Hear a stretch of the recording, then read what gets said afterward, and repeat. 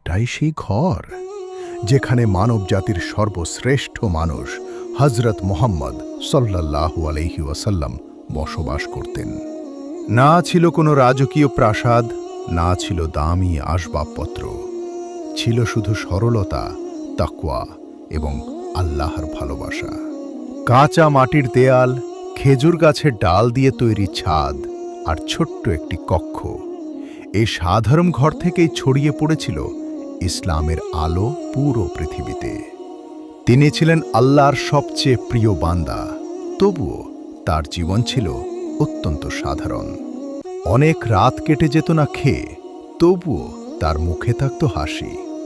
এই ঘর আমাদের শেখায় দুনিয়ার চাকচিক্য নয়, আল্লাহর সন্তুষ্টিই হল প্রকৃত সফলতা। হে আল্লাহ, আমাদেরকেও প্রিয় নবী সাল্লাল্লাহু আলাইহি ওয়াসাল্লামের আদর্শে জীবন গড়ার তৌফিক দান করুন। আমিন।